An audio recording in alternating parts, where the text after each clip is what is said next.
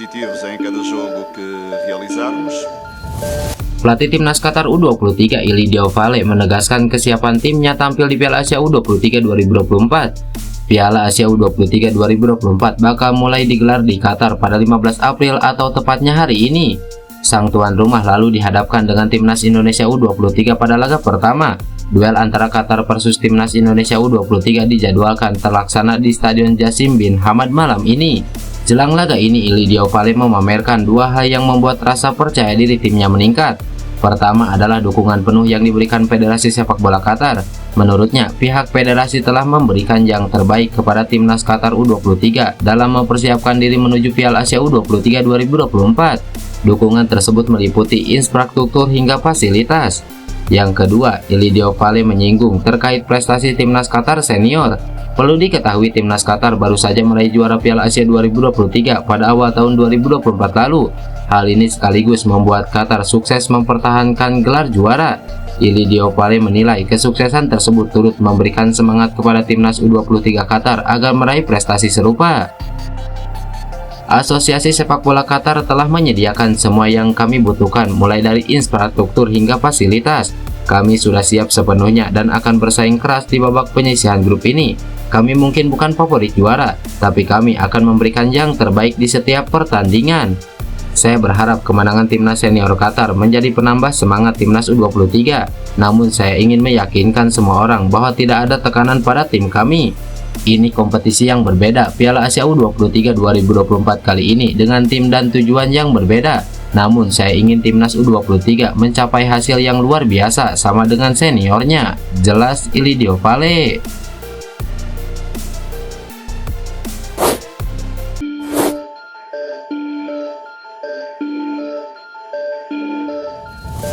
Pelatih Timnas Indonesia U23 Sintayong harus mempersiapkan timnya matang-matang, mengingat lawan mereka di laga perdana Piala Asia U23 bukan tim sembarangan, yaitu Timnas Qatar. Pada pertandingan versus Qatar malam nanti, Sintayong mengantisipasi motivasi Qatar yang ingin mengawinkan trofi Piala Asia dengan Piala Asia U23. Seperti yang diketahui, Qatar senior berhasil mencatatkan back-to-back juara Piala Asia, sehingga target untuk mengawinkan trofi sekaligus lolos ke Olimpiade 2024 tentu bisa berjalan mulus. Dengan Qatar sebagai tim tuan rumah, dan seperti yang kalian tahu, ini tidak akan jadi laga yang mudah. Qatar sejak 2019 terus berkembang dan mendapatkan banyak trofi di tingkat Asia, termasuk di Piala Asia 2023, kata Sintayong. Meski skuad senior dan U23 memiliki perbedaan mencolok, namun Sintayong enggan menganggap remeh tim tuan rumah. Dia pun membangun kepercayaan diri skuad Garuda Muda dengan tidak memberikan tekanan besar bagi para pemainnya. Tentu Qatar U23 jadi tim yang bagus juga, tapi saya tetap percaya pada pemain saya dan tidak memberi tekanan banyak pada pemain saya, serta kami mencoba mengeluarkan penampilan terbaik dan mengeluarkan seluruh kekuatan kami, jelas Sintayong.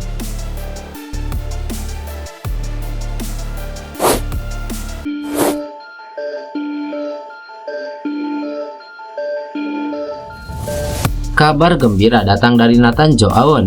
Ya, Nathan akhirnya dipastikan bisa membela Timnas Indonesia U23 pada Piala Asia U23 2024. Ketua Umum PSSI Erick Thohir berhasil melobi Heerenveen untuk melepas sang pemain belakangan. Piala Asia U23 sendiri akan dimulai hari ini. Timnas Indonesia U23 akan berjumpa tuan rumah Qatar pada laga pertama. Sebelumnya, pada sesi konferensi pers, pelatih Timnas Indonesia Sintayong sedikit mengeluhkan ketidakberadaan beberapa pemain yang ia panggil. Namun, ia optimis bahwa setelah semua pemainnya komplit, Timnas Indonesia U23 punya peluang besar untuk menampilkan kekuatan terbaik.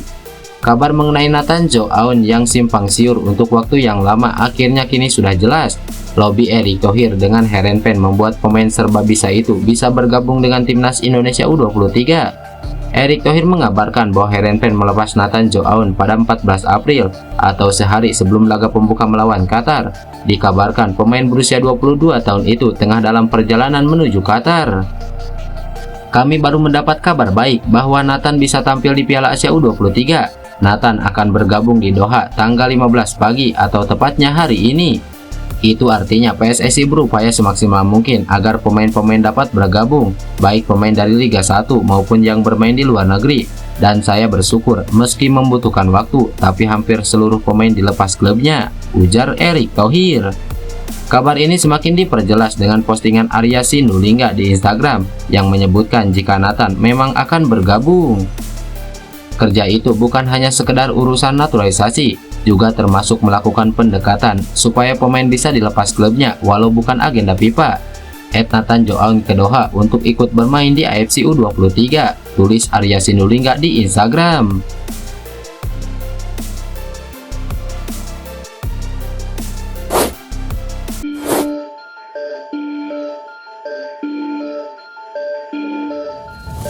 Gelandang timnas Indonesia Tom Haye berperan besar dalam kemenangan SC Heerenveen 2-0 atas Heracles dalam lanjutan Liga Belanda. Matchday ke-30 Liga Belanda mempertemukan Heracles versus Heerenveen. Laga berlangsung pada Minggu malam kemarin. Tom Haye sendiri tampil sebagai starter Heerenveen. Dia dipasang sebagai pivot bersama tandemnya Simon Olsson. SC Heerenveen membuka skor di menit ke-9. Senuneli menggetarkan jala Heracles dan mengantarkan timnya unggul 1-0 di babak pertama. Bek timnas Indonesia Nathan Joaon dimasukkan pada babak kedua, tepatnya di menit ke-87. Dia menggantikan sang pencetak gol yaitu Senuneli. SC Heerenveen menggandakan keunggulan 2 menit sebelum waktu normal habis. Pele Van Amersfoort mencatatkan namanya di papan skor. Van Amersfoort menanduk masuk bola sepak pojok dari Tom Haye. Skor 2-0 untuk Heerenveen jadi hasil akhir pertandingan. Kemenangan ini membawa SC Heerenveen naik ke peringkat 10 klasemen sementara Eredivisie. Tom Haye CS mengoleksi 36 poin, unggul 1 angka dari Fortuna Sittard yang diperkuat Ragnar Oratmangun. Sementara itu di Eredivisie lainnya, Ragnar Oratmangun juga masuk sebagai pemain pengganti ketika Fortuna Sittard kalah dari Feyenoord. Oratmangun baru dimainkan pelatih Danny Buis pada menit ke-86 menggantikan Inigo Cordoba yang menempati posisi sayap kiri. Oratmangun gagal memberikan perbedaan dalam laga tersebut. Fortuna Sittard kalah 0-1 dari Feyenoord yang kini menghuni peringkat kedua Eredivisie. Fortuna Sittard saat ini menduduki posisi ke-11, tepat di bawah Heerenveen dengan 35 poin. Lantas, bagaimana menurut kalian? Tulis pendapat kalian di kolom komentar.